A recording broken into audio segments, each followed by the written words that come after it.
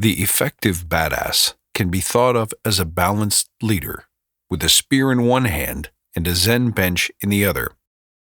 Today, my guest is retired U.S. Navy SEAL Mark Divine, whose books Unbeatable Mind, Way of the SEAL, and the upcoming Staring Down the Wolf, The 7 Commitments That Forge Elite Teams, joins us today to talk a little about how to forge those elite teams and become a true modern badass. That's this week on the Badass Agile podcast.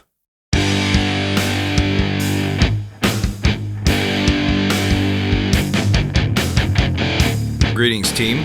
Welcome to the Badass Agile podcast. I'm your host, Chris Williams.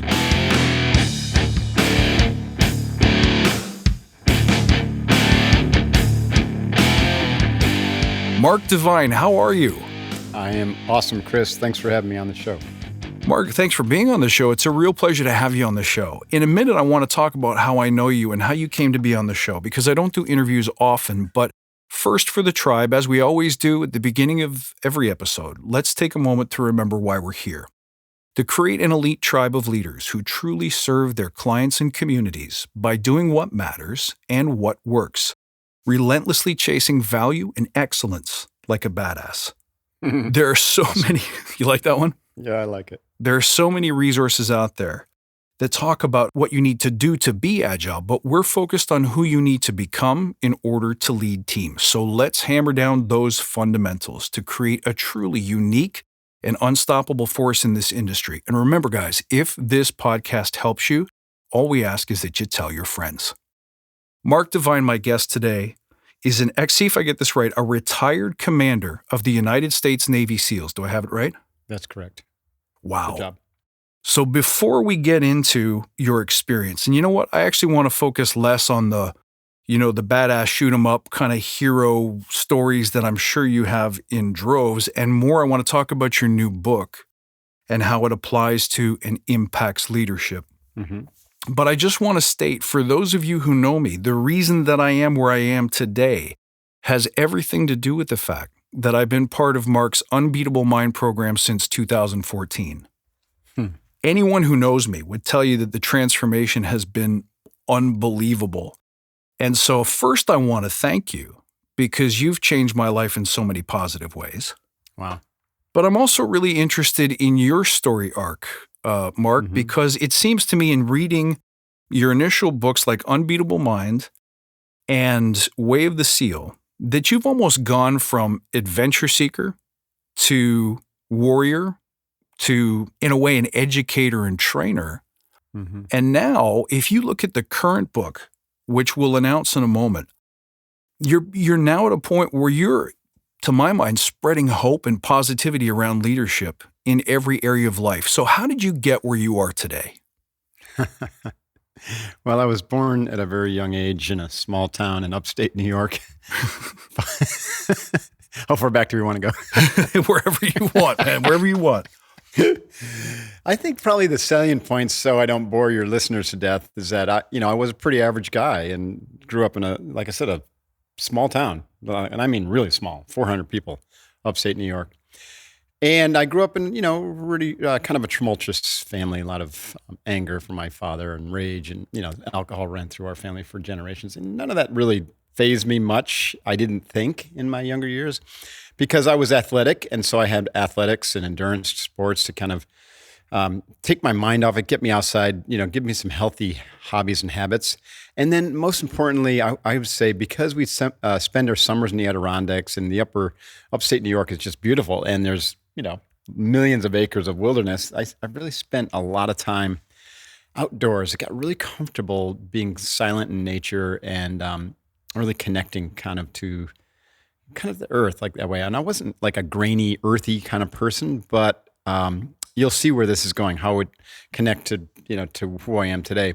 So I went to public high school, but I was, top of my class-ish. And that allowed me to get a slot at Colgate University, where I went to swim competitively and also, attempt to do some academic work. And then after Colgate, I got a offer with Coopers and Lybrand to go down to New York and participate in a program where they were sending a bunch of liberal arts grads to NYU to get our master's in accounting, and then that would qualify us to be CPAs. The idea there, and there were a bunch of the big 8 firms that recruited from the Ivy League and lower Ivy in New England. The idea was that they wanted to bring in non-accounting majors who could, over time, if they stuck with it, turn out to be more well-rounded partners.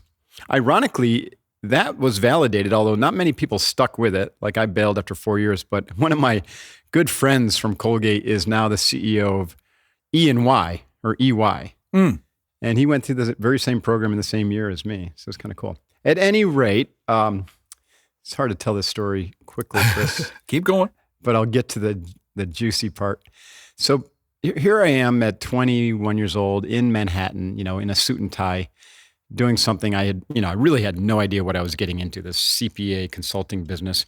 But it was kind of a story that I had been told that I was a business guy and I was meant to go cut my teeth in the real world and then come home and run the family business, which was in upstate New York, also in Utica. We've been around for over 100 years. And so I was kind of marching to that drummer, so to speak. And in an effort to continue my physical training, I was running in the morning and going to the gym. And I wanted something else that I could really sink my teeth into. And one night I was walking home from the subway station and I passed this martial arts studio. And I heard the sounds and I looked up and I saw the sign, and it was World Seido Karate headquarters. And I went up and I met my first real mentor, who also happened to be a Zen master. His name was Tadashi Nakamura. So here's, Mark Devine from Hicksville, New York. At 21 years old, I'm now sitting on a Zen bench every day and doing long sits on Thursdays. And then over the course of 4 years, several times a year, we go to the Zen Mountain Monastery in Woodstock, New York, to do a long, what they call session, SESHION or something like that. I'm not sure how you spell it, but a long sit. Mm-hmm. And now, of course, what we know about meditation these days, especially when it's applied to a young brain that is still developing, and the neuroplastic effect can have an extraordinary impact. And it did for me, and it transformed me. So over the 4 years that I was in Manhattan working as a CPA, I also got my MBA in finance. I got my black belt in karate, and I transformed into a warrior, into the sense that I was going down the wrong path, and I was really meant to be a warrior, and all that came from that meditation. And so in 1989, I packed my bags, I left all that behind, and joined the Navy to become an elite Navy SEAL. So that's kind of part of how I got here, right? It was this early foray into Zen and the martial arts. But it wasn't the martial art, I would say, Chris, that gave me the warrior kind of path idea. It was really the Zen. And it was an internal experience that I had in my meditative practices that showed me, right, that my archetypal energy and my path or my calling in life was to be a warrior and a leader. And then, over time, it showed me that I'm meant to be a teacher as well, which is kind of what you alluded to. So off I went to be a Navy SEAL leader. The skills that I developed on the meditation bench came in handy in SEAL training, believe it or not. I graduated number 1 in my class. My entire boat crew graduated with me, which was, I think, never been done before, and I don't think it's ever happened, where out of 185 students, only 19 of us graduated. I was number 1, and 6 other members of that 19 graduating class were my team. Wow. So something was different, Chris, about the way that I was leading and the way we worked and operated as a team. I don't think I knew at the time exactly what that was, just that it worked. And I've pretty much spent the next 30 years trying to unpack a lot of that and how my success as a leader in the SEALs worked. And a lot of what I wrote in the way of the SEAL is kind of about that. Mm-hmm. But then, I got into business. When I got out of the SEALs, I got into the business world, and I realized that a lot of what I had learned in the SEALs was falling apart, or was incomplete. And that's when I really started to do a deep dive into looking at why I was so successful in leading an elite team in the military, but I was having trouble building one in the civilian world. And I realized it was much harder because you're not dealing with this homogeneous group of badasses. You're dealing with, a very broad-based, eclectic group of people at all different levels of development with all different ideas and aspirations. And now you got to bring them together and curate an elite team out of that. And in order to do that, you got to have like an incredibly strong emotional foundation. Yes. Which most people I've found, and most of my clients, are not that strong in that area because they just don't really do anything about it, right? It's not part of our training. It's not something that's taught in school. You pretty much have to be broken to even, be consider therapy or any of the tools like EMDR that are so helpful. Mm-hmm. So I went and embarked about 15 years ago on a deep emotional quest that has really made a massive difference in my leadership authenticity and my style and just who I am as a person. And it's opened me up to, a whole host of other, opportunities. Mm-hmm. And then kind of part and parcel with that, because I started teaching things like breath control, concentration, meditation, visualization to Navy SEALs, and they were having such an extraordinary success. So that came through my first business, or not my first business, but one of my businesses called SEALFIT. And the SEALs I was training, 90% success rate getting through SEAL training, which is incredible, comparable to 85% fail rate for the general population who would just go and give it a whirl, And these, even those people are extremely fit. So something I was doing was really effective, and I needed to really understand it and go deep in it. So I committed back in 2006 when I started SEALFIT to really go deep, not just in the emotional work, but also in my mental development through meditation and really understanding it and practicing it diligently every single day. Mm-hmm. And so the combination of the mental development and emotional development I found to be a holy grail as a leader. Like it really has worked hand in glove to just open me up and tap all sorts of raw power that was either hidden or I was blocking from myself with, because of some sort of shadow element that was formed at a very early age in my life. So that was, probably way more information than you were looking for, but it's kind of a roundabout way of how I got here, through a lot of training, a lot of personal inquiry, self-awareness, and trial and error, both in the business world and in the SEALs and the lead operating unit.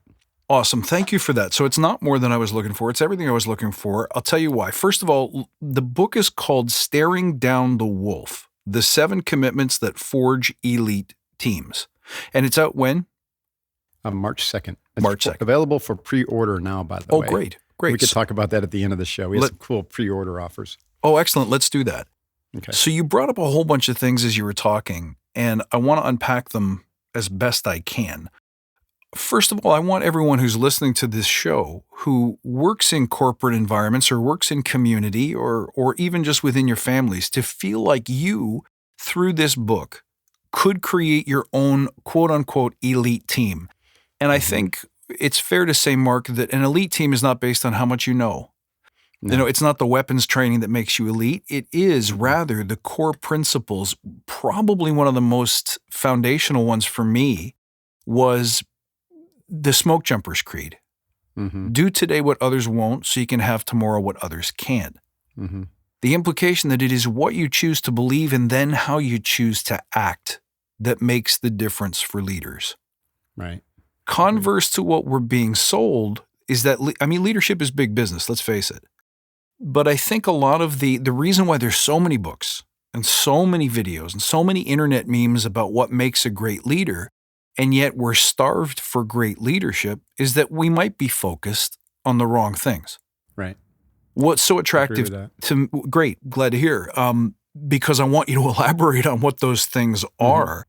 Mm-hmm. Let me ask you, what was it like to go from, the knowledge that you got from the SEAL teams and from the business world, you've distilled into these 7 commitments and the notion of 5 plateaus. Just a real quick note, what was it like to sit with a lifetime of knowledge and try to distill it into something that you can pack into a single book?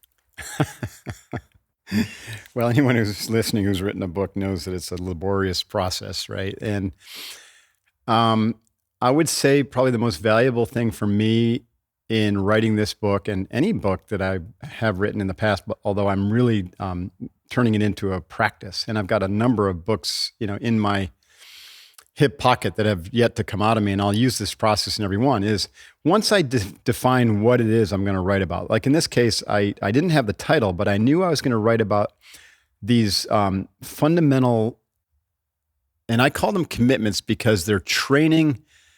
It's a training practice that leads to a habituated virtue, let's call it. So, one of the commitments, for instance, the first one is courage. And you can say, well, courage first, it's a word. Yes. It's also an attitude. It's also a behavior.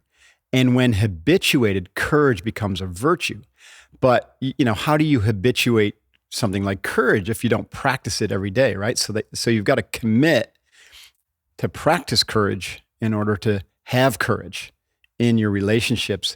And so what does that look like? It looks like humility. Mm-hmm. It looks like not taking the credit, checking your ego at the door, and being, transparent and admitting your flaws, your failures, your weaknesses, and when you're wrong or when you screwed up, but taking accountability or even extreme ownership, with my friend Jocko Willink would say. Mm-hmm. And it all is encompassed in this idea of courage. Courage to basically not have to be perfect, not have to look like you're always right, not have to be, as a leader, to pretend you have all the answers, or to even pretend that you're in charge all the time. Right. Because you're not. So when I, back to your question specifically, when I set out to write this book, I knew I wanted to write like these, and to me, like 3 was too little and 10 was too many, right? So I settled on 7, but it was like more like I was thinking about what really makes a team come together from my experiences, both in this elite military unit as well as in my civilian entrepreneurial endeavors. And I've, built about 5 different companies. All have been successful at various degrees. What have been the major things or practices that I've had to really dive into to bring out the best in my team? And notice I was focusing on the team first. What can we do to bring out the best in the team? Because the team is the locus of control in an organization. Right. The team is what gets stuff done. So all this focus on leadership capacity or the doing aspects of leadership, like you mentioned earlier, really mean nothing if you can't then bring out the best in your team and get your team aligned and fired on all cylinders around, whatever vision, mission, and plan that you have. So that's why a lot of leadership training falls short, because they're working on what I call horizontal skills of doingness of the leader, as opposed to the vertical skills of becoming the most authentic and whole person you can be, and then bringing that person to your team to unlock the team's potential. And we call that leadership. Mm-hmm.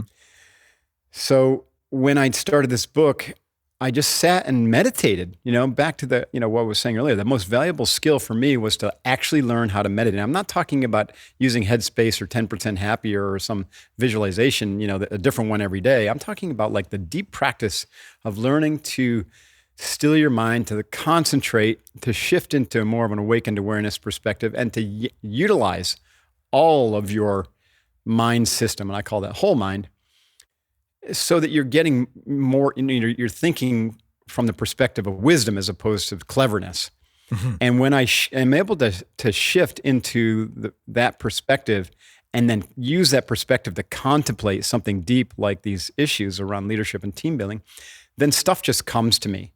Right. And so I spent a couple weeks without putting even pen to paper, just contemplating this in a very meditative state.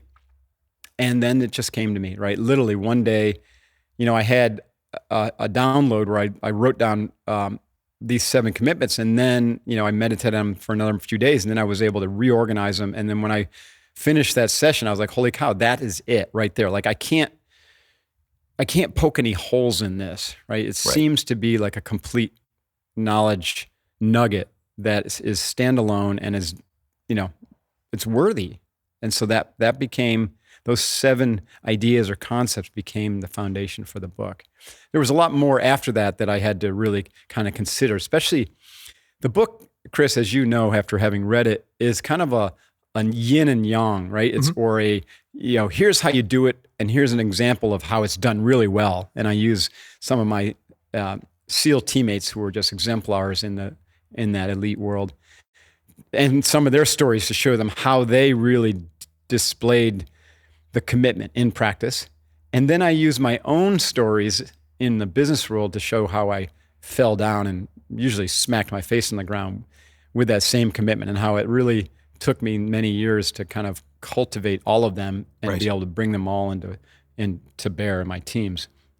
So it's the most vulnerable book that I've written in terms of, here's a badass Navy SEAL basically saying, yeah, this stuff is hard, and it's always going to be hard as a leader. It's you're dealing with the most difficult thing that a human being can do, and that is to communicate with, understand, and connect at a heart level with other human beings. Some of them, some of whom are having a bad day. Right.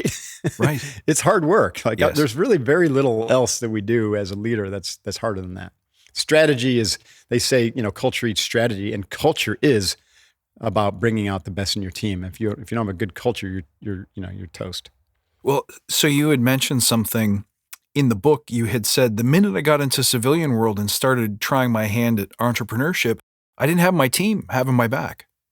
So we always talk about team in corporate environments, but do we really do team well? I don't think we do. I don't think that anyone's really, before we came along with our SEALFIT and our Unbeatable Mind programs, no one's really known how to teach team the way I'm talking about, or we're talking about it here, where you come together and you just strip off all the masks, all the roles, all the accoutrements that make one person better than the other, or more knowledgeable, or more of an expert, or whatever it is that separates a team members from each other, and then put them in situations where they have to ask for help, they have to offer help, or the team simply will fail in its mission.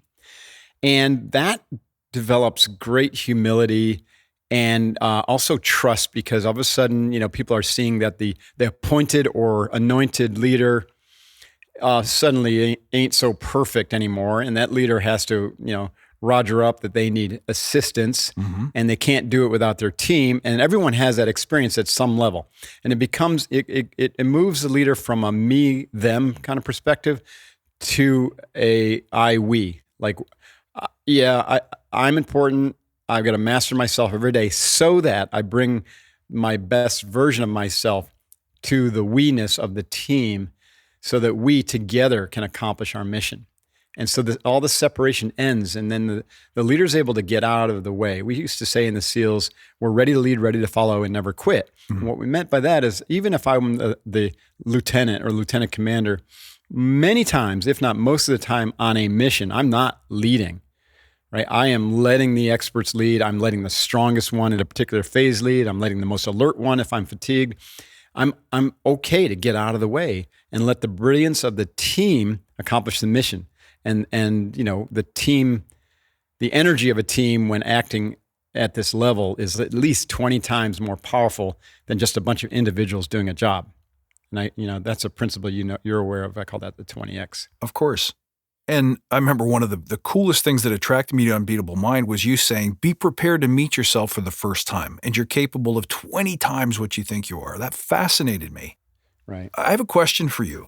How much of leadership, what I take away from the book, is that a big chunk of leadership is not how much you build in terms of new knowledge or techniques or leadership tactics, but how much you strip away to return to our essential nature. So going back to your martial arts experience, where you talk about emptying the teacup, which I love.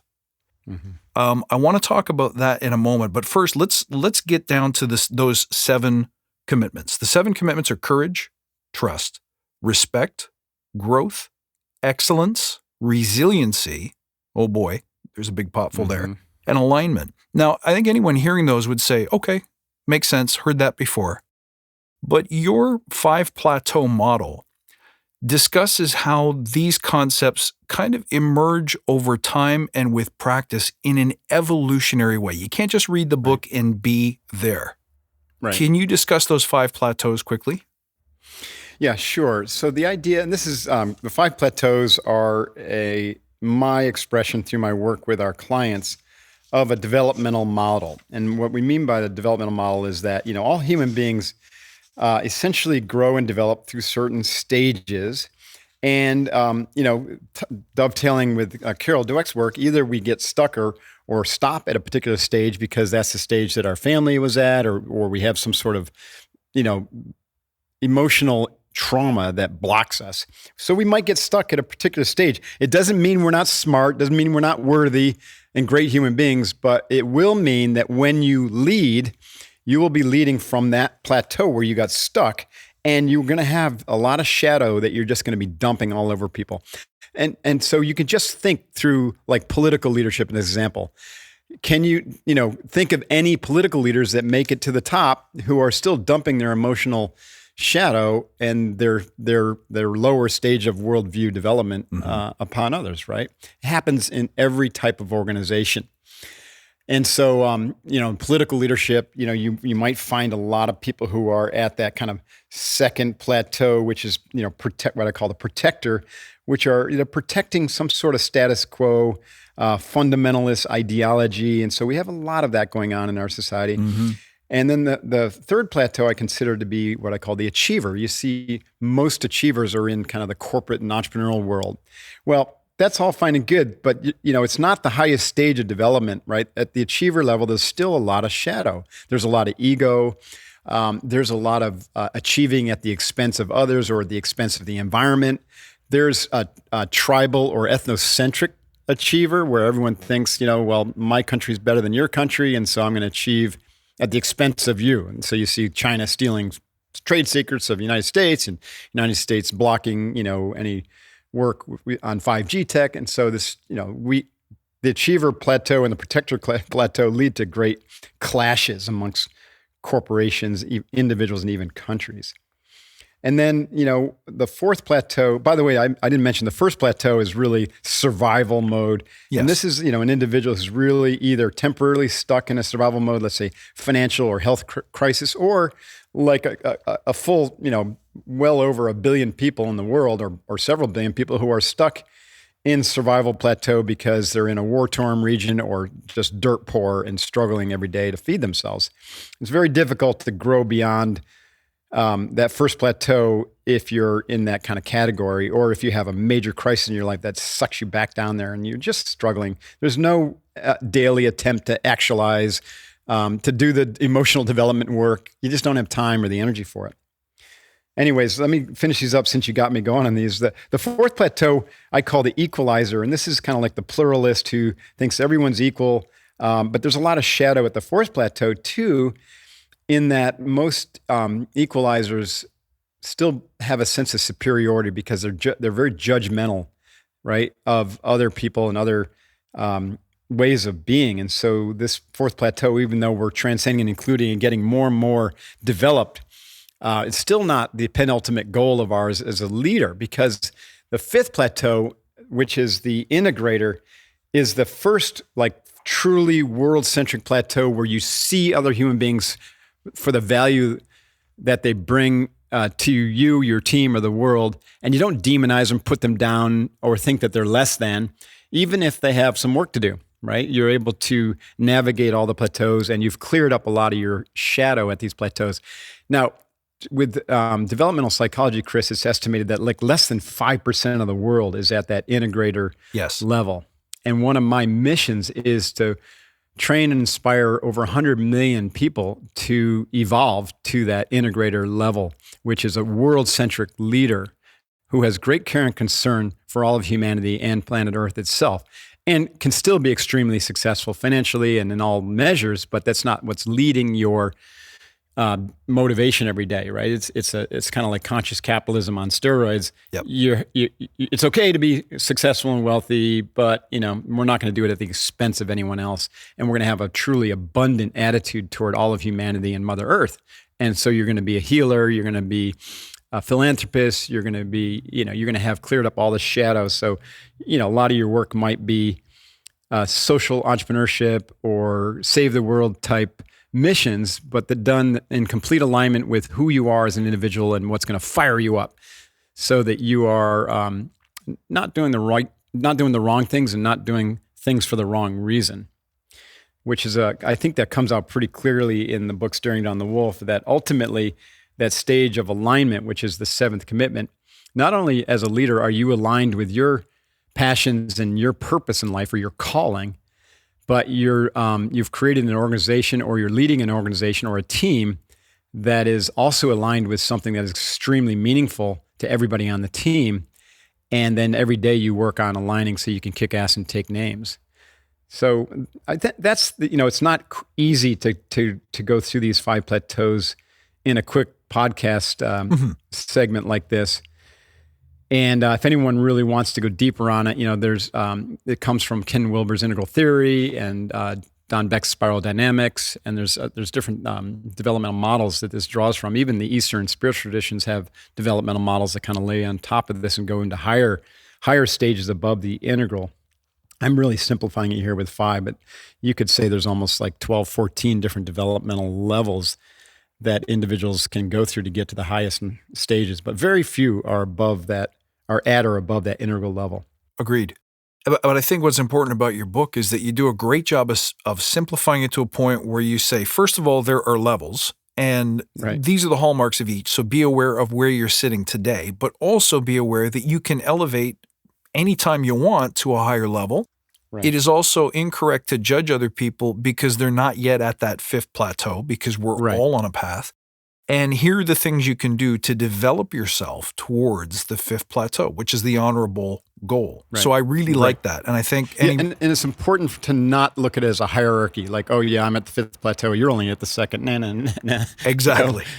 Because we have all of these in us, and in our worst moments, you can easily get sucked back into a 1st plateau or 2nd plateau. Right. But the integrated level person will do it with awareness, and they'll have practices to make sure that their shadow at that plateau isn't dumping on someone. Because we use all these, if I'm walking down the street and somebody jumps me, I'm clicking into my survivor plateau, but I'm going to click into the positive aspects of that.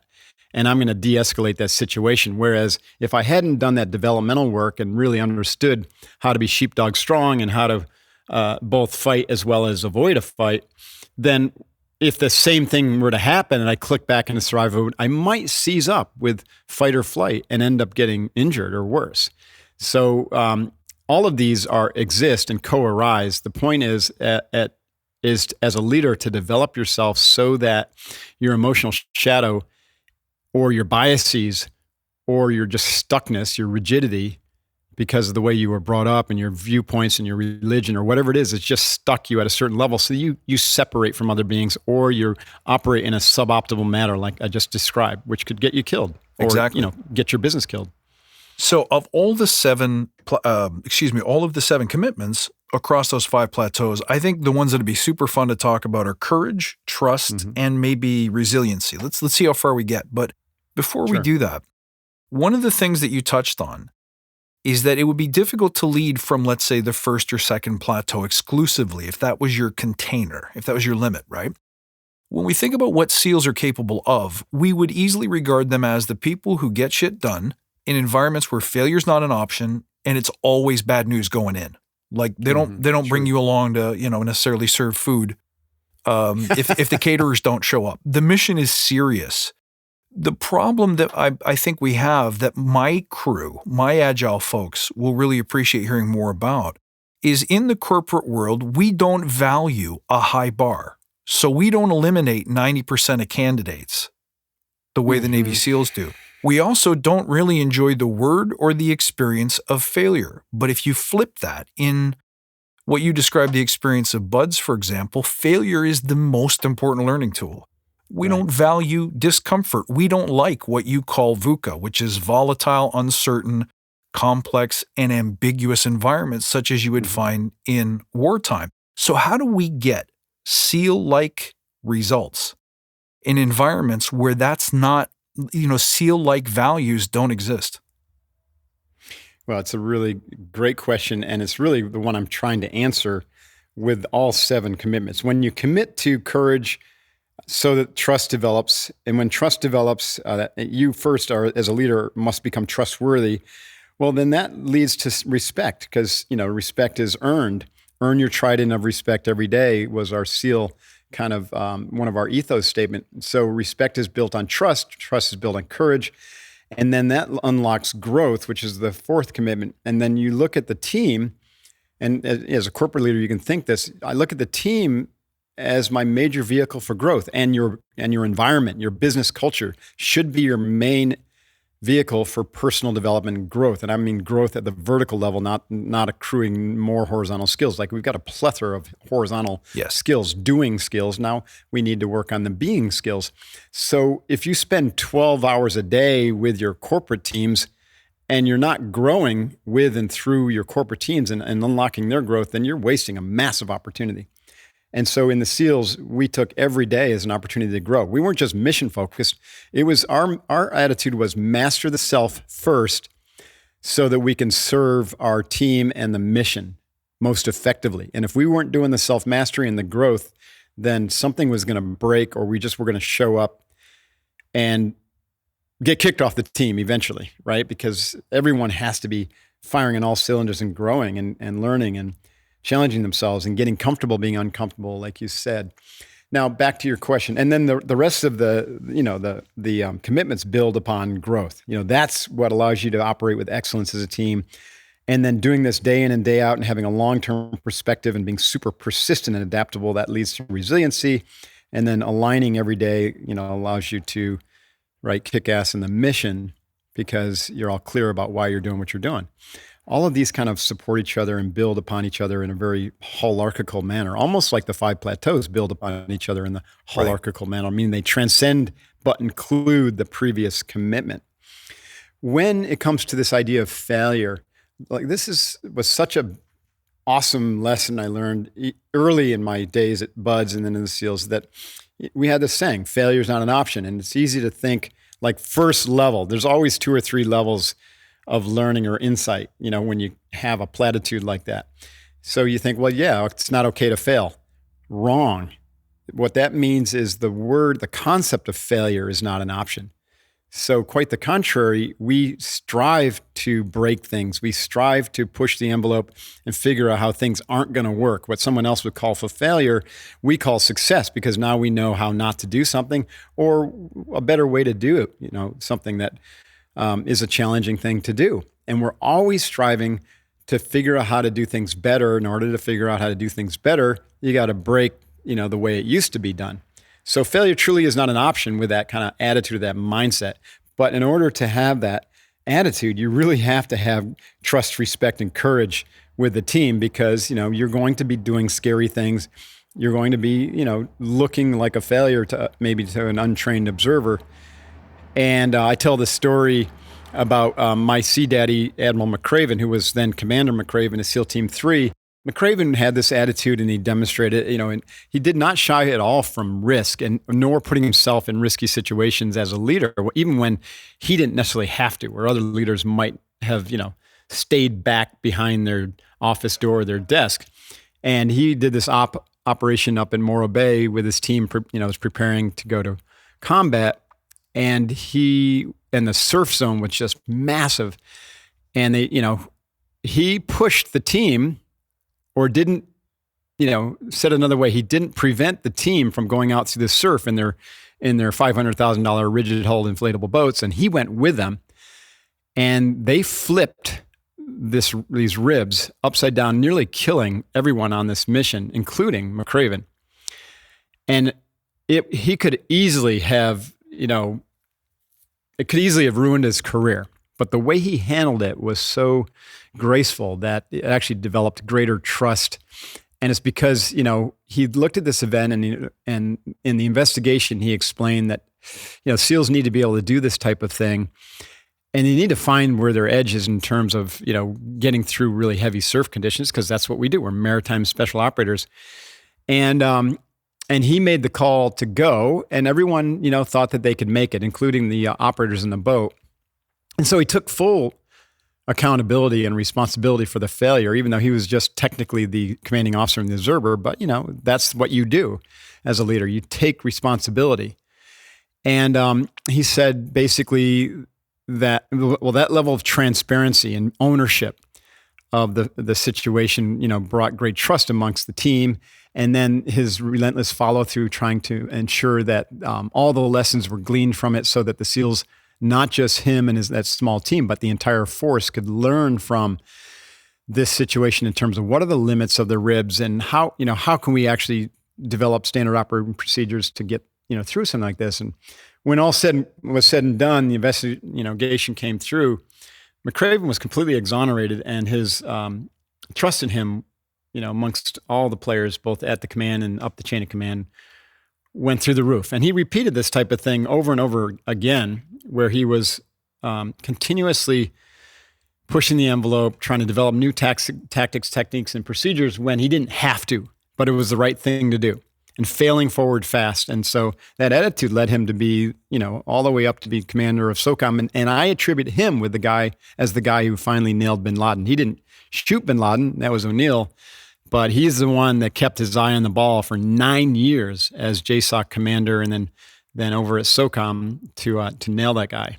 That's one of the things he's famous for. Incredible leader. If you guys don't know Bill McRaven, look him up on Google. He does this great speech called "Make Your Bed," right? And it's really inspiring. And you work with him a great deal.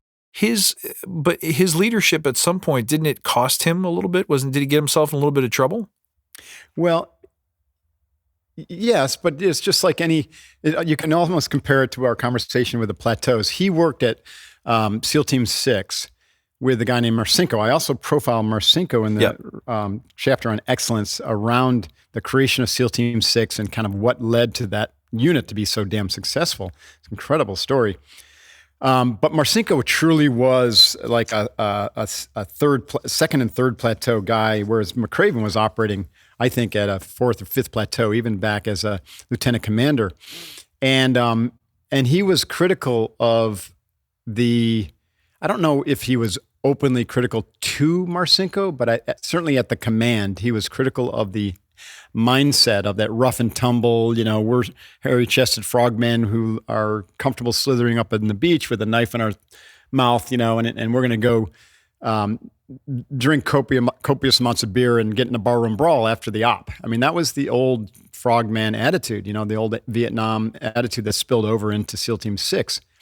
And Bill McRaven really was more of a polished and professional guy, every bit as tough as any of the other operators, but also equally competent at, distilling higher order thoughts and building a PowerPoint presentation and pitching them to, a chain of command, which, you wouldn't find necessarily the other guys wanting to do that kind of stuff. And so he was critical, and it got him fired. Yep.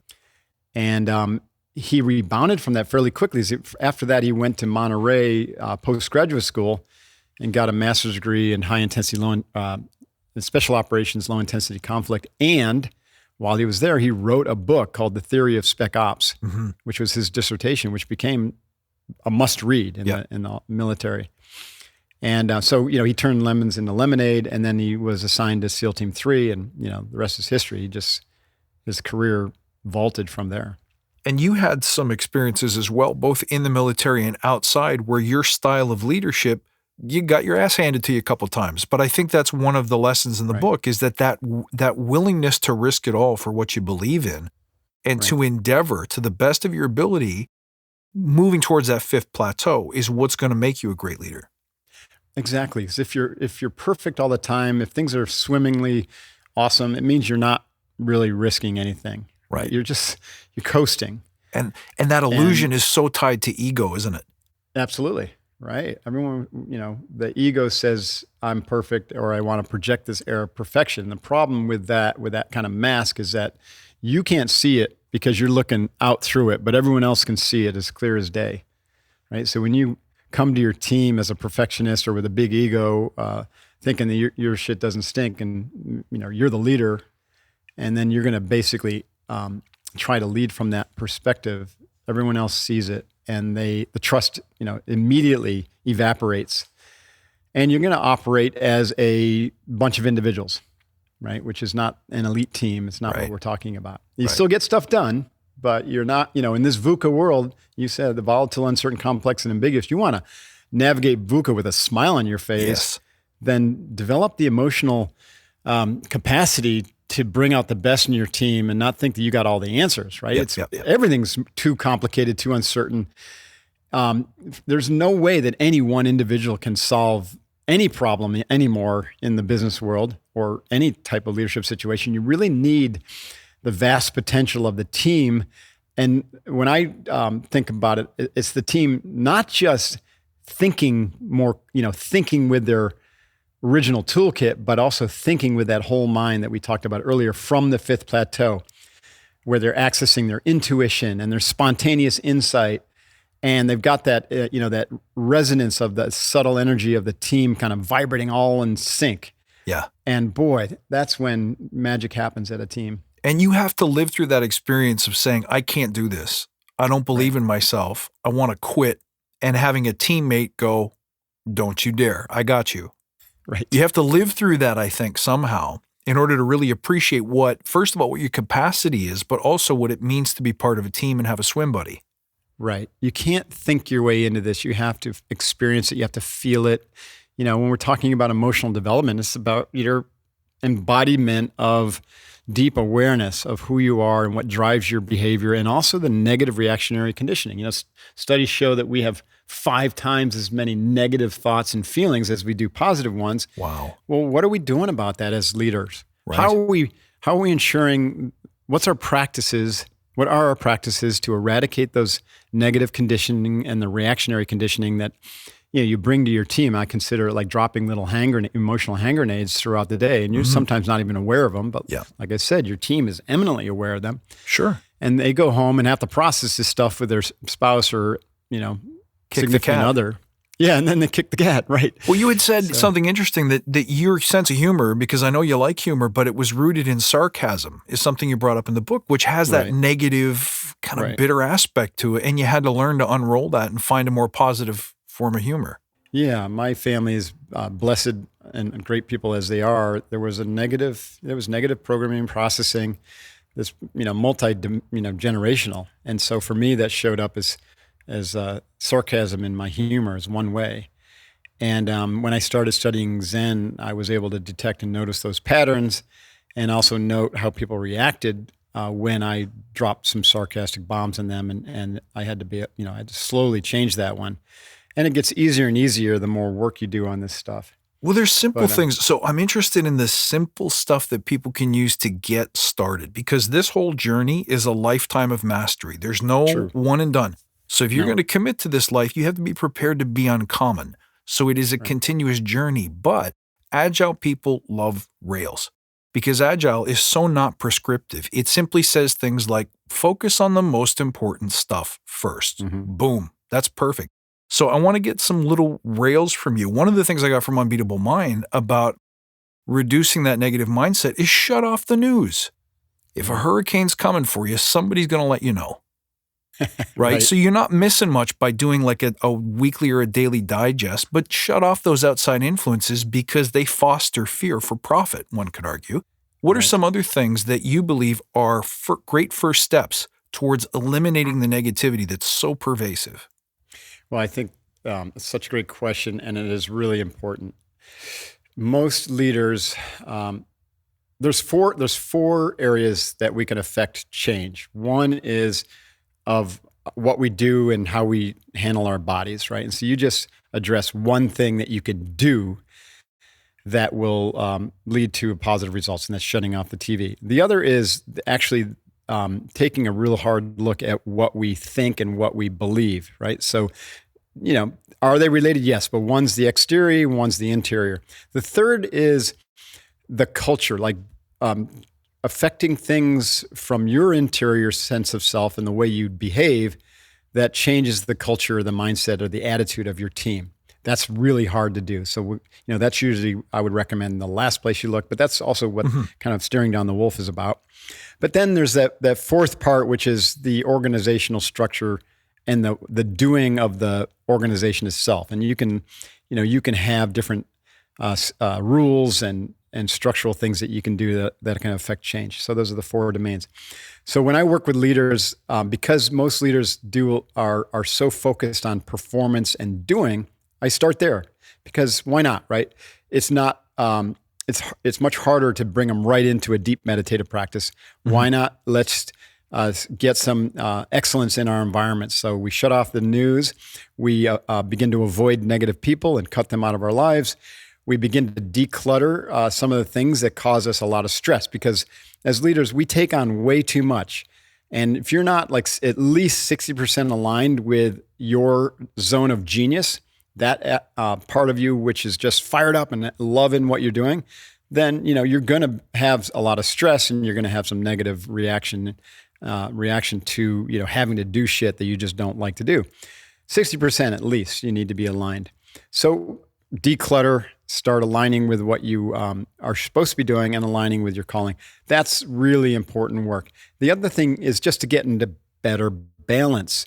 So, my friends like Dave Asprey and Ben Greenfield all talk about hacking, biohacking, sleep, recovery, exercise, and those types of things. So yeah, just get into better shape, suck it up and work out every day. Make sure that your body-mind system is operating physically at its most optimal level. Otherwise, it's going to affect your mood.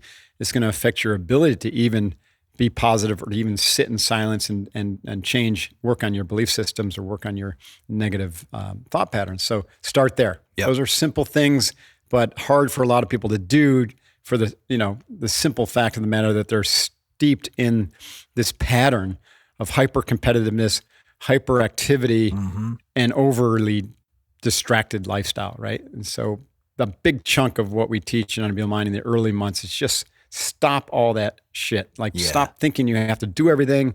Stop thinking you have to be perfect. Start taking better care of your body. Start drinking more water. Start eating less food. Fasting occasionally. Intermittent fasting. Recover more and sleep at least 7 to 8 hours a night. Yes. Wow, what a profound impact that already has on your ability to show up as an authentic leader. More stripping away, really. Stripping it away, right? Now you freed up a lot of time, and your body's getting back into balance. Now we use one simple practice to begin to shift our attention from the outer domain of always doing things into our inner domain of thinking, feeling, and being. And that is a breath practice I call box breathing. Yes, sir. Box breathing is a bridge between body doing and the mind being of an individual leader.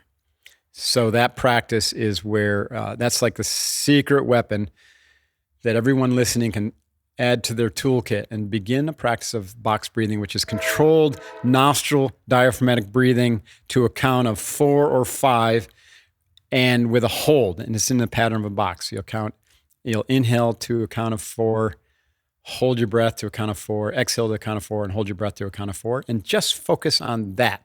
Yes. And do it for a minimum of 5 minutes every morning, but ideally for 20 minutes. That alone is profound. So those are some ideas. It's a huge game changer because I hear you doing it when I listen to your podcast, for example. I can hear you doing it with your guests. Absolutely. Right. When you've got to be ready, mentally prepared to answer the next question and to be present for that question. You can't do it if you're sitting there going, oh, what's that flashy, glittery thing? That's fascinating. You might be the only one who's noticed that, but you're absolutely right. I do box breathing throughout the day, but the only time I don't do it is when I'm talking. And interesting. It's a practice though, and what it does is it slows everything down. It slows your normal breathing rate down. Most people breathe partly through the nose, partly through your mouth. Their breath is all connected to some sort of emotional or thought pattern, and they're just all over the place. But when you box breathe, you take control and you slow down to where you're breathing anywhere from 5 to 6 times per minute. Every breath cycle is getting your lungs are getting full complement of oxygen, and every exhale, you're getting it all out. So you're detoxifying entirely. And that is also, it's fueling your brain with all the oxygen, which takes 40% or more of your body's energy. And so you're going to be more alert. And also it's slowing down the brain waves to an optimal kind of low beta, high alpha level, or for whatever task you're heading into. Box breathing will get you optimally primed mentally for that. And then, as you're aware, Chris, because you've been part of Unbeatable Mind, we first start the box breathing practice really as that physiological bridge between doing and being and the stress and the arousal response. And then we take it and we layer practices onto it. So we layer on the concentration practice to be able to raise our focus, our concentration. Then we layer in the mindfulness practice. And then we layer in what I call the witness interdiction process, which is attention control. If your mind wanders, we snap it back and focus on the right thing or whatever we're supposed to be focused on.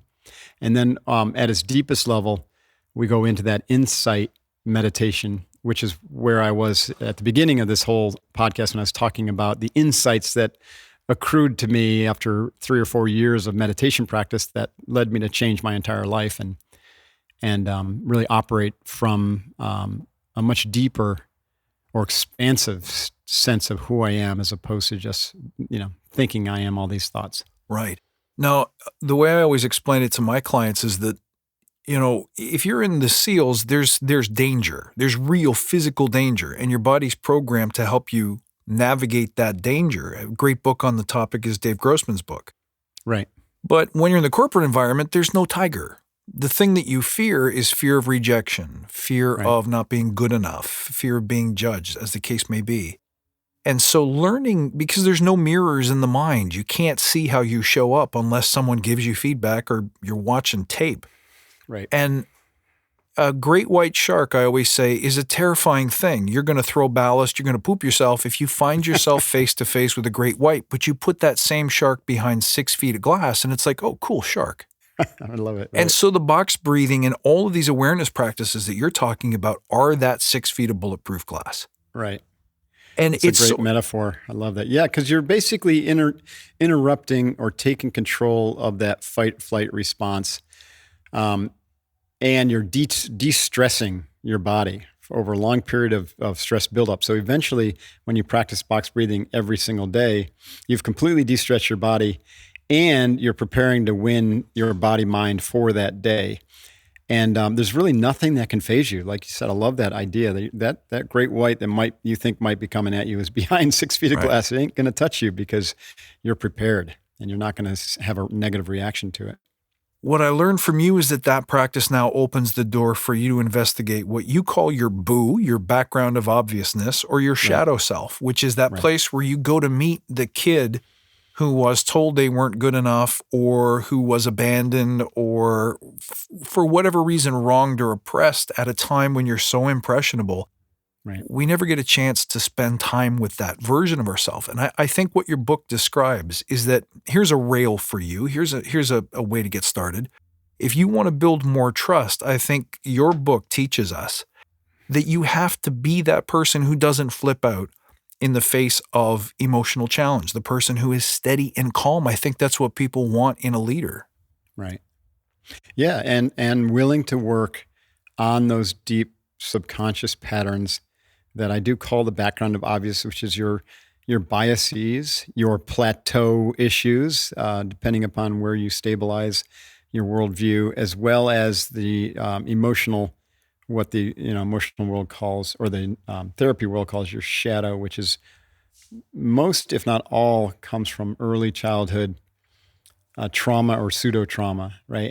And studies into like attachment theory and negative love syndrome all show that human beings, like, doesn't matter, like I said, what your IQ is or how freaking wealthy you are, you're going to have some aspect of that because it's, as a young child, you're just completely vulnerable to whatever the whims of the parents and the neighbors and the uncle and whatever. And so some people experience extreme trauma in the form of like real abuse, physical, sexual, emotional, or, just literally the trauma of being left alone when you're a 6-month-old kid and you have no individuated differentiation between mom and you. And it's terrifying, to that little child to be left alone because they are not a person yet in their ego sense. Yeah. And so people don't realize how that stuff follows them for their entire life. I remember hearing one therapist say the first 5 years of your life will dictate the next 95. Wow. And so if you're a leader thinking, oh, that's all silly stuff, I don't have any of that, well, guess what? That's part of your boo. Yep. And you do. And if you really want to unlock and tap your full potential and unlock the full potential of your team, then now's the time to begin to do the emotional awareness work. Meditation is a way to expose the patterns. And then you're going to identify whatever pattern it is that, is your pet negative pattern. And then you go to town on that. You begin to work on that. And we do have a number of tools in Unbeatable Mind that I use to work on that emotional stuff. And I mentioned a little bit in Staring Down the Wolf, but it's not so much of a practice book, even though I have some exercise in there, as it is to really open people's minds about this and hopefully inspire leaders to really go down this road of emotional development with and through their team so that they can unlock that potential. It should be required reading for anybody who is in the leadership game, especially for my tribe who, again, they're unwilling passengers. Sometimes they've just been thrown into leadership roles. But it's so important to have that world-centric view that you talk about in your mission to make, 150 million world-centric leaders, Mark? Well, I said 100 million, but I'll go for 150. I just upped it to 150 for you. Just added 50 million, no problem. Mark, one of the things in your book that completely blew me away is that after I read through the 7 commitments, there's a chapter in there about a colleague of yours. And one of the big takeaways I got from that completely came out of nowhere, which is this friend of yours was responsible or took it upon himself to change the culture around poaching, trophy hunting in Africa somewhere, because what he described as the lungs of the earth was being depleted. Right. And the moral of the story is that we should just let women lead. Well, that's what he found. Right. His name was Damien Mander. He took conservation and flipped it on his head. Instead of just equipping and training men to go out and try to shoot poachers, is how do you do that? How do you cover 20 million acres with just, that's a lot of playing whack-a-mole. Right. And that's what they tried to do. And they had very little impact. And then he had this inspiration and said, what if we put women into this role and train the women up to be the anti or the counter poaching tactical teams? They still taught them how to do the, the tactical stuff. But what they found is the women didn't lead with a gun. They led with their hand, and they used, the bush telegraph, which is gossip, to figure out where the bad guys were and when they're going to be there. And then they would go talk to them, and the guys would really, they were solving the problem without firing any weapons, and started to have some real success. And furthermore, they found that the women basically bought all their goods from their local town for the team, and then spent over 60% of what they earned back in their local communities, whereas the guys would not spend it. They'd spend it on toys. They wouldn't spend it in the local community. They would buy their stuff from, wherever, their friends. Yep. And so they weren't doing anything and so the old model was actually hurting the very local environments and communities that were being affected most by the poachers, instead of helping them. And when he flipped the model and these women came in, he found the communities started to flourish. And then those communities were protecting against the poachers. So it became, instead of like, we're going to turn a blind eye because a few of us are making some money and we need the money, to where it's like, no, actually, we're going to protect our own land and our own animals. And there's a way for the women to make money and to cycle it back into the town. It's an extraordinary model that can be used in many, many different industries. And I think that, one of the answers for the future is more women in major leadership roles and in pipelines for leadership roles, because women tend to accelerate faster on the emotional development, and they're less inclined to get stuck at some sort of egoic level of leading, right? They're going to be more world-centric and heart-centric just by their very nature. And they can be a great model for men, because men, it's not that they can't do that work, it's just that part of our cultural bias is that it's not necessary or it shows weakness. Yes. And that's got to change. And it was funny because I think your colleague commented that we forget that women are protectors. They're the ultimate protector. Right. And what the name of the chapter is Stop Investing in Violence. But what I took from that is stop investing in the stupid, long-held ideas and fears that keep us from doing what's right. Why are we fighting over pay equity? Why are we fighting over problems like that? If we just did an experiment based on what we feel is right or what could work, we could change the world. And so I think that's so crucial to your mission of now 150 million world-centric leaders. But I'll tell you what, guys, you have to get this book. So, Mark, I know you have some offers and some things you want to tell the crew about before the book comes out. So please have at it. Oh, thanks, Chris. Well, so yeah, the book will be out March 2nd. If you're hearing this after that, then don't worry about it. I hope you do read the book because it's really helpful, as we've discussed. But if you're before or on or around that date, then of course we would love to get the book on the bestseller list so that we can get more people to be aware of it. Mm-hmm. One of the ways that we do that is having a pre-launch set of offers. So if you go to staringdownthewolf.com, you can learn about those offers, and you get a signed copy of the book if you order, I think, 5 copies, and if you order 100, I'll do a Zoom training with you and your team. And then if you're really into the book and you want me to come out and do a training or a keynote for you, if you order 1,000 copies, then I'll do that as well. So there's some other things there, but that's kind of the gist of it. And if listening to this inspires you to actually look at our training at Unbeatable Mind, then you can learn all about that type of training at unbeatablemind.com. Absolutely. If you want to hit next level, if you want to be uncommon, you got to be an Unbeatable Mind. I think you should be an Unbeatable Mind coach. But if nothing else, on March 2nd, get this book, guys. It's called Staring Down the Wolf, 7 Commitments That Forge Elite Teams by Commander Mark Divine. Mark, who's the wolf? The wolf is yourself. It's the wolf of fear that resides in all of us. And you got to stare that bugger down and curate and cultivate the positive qualities so that you can bring out the best in your team. You can kick ass and take names. I love it. Mark, thank you so much for your time. It was a real pleasure to have you on the show. Thank you for changing my life. Thank you, Chris. It's been an honor. Appreciate it. Well, there you go, guys. What did you think? Did you have some takeaways in there? I know I definitely did. The first big one was to master the self first so that you can serve your teams. And the second big one was to relentlessly glean all the lessons learned possible from failure. I hope you guys act on that one this week. And I also hope you guys pick up the book and check into some of Mark's other work. First and foremost at unbeatablemind.com.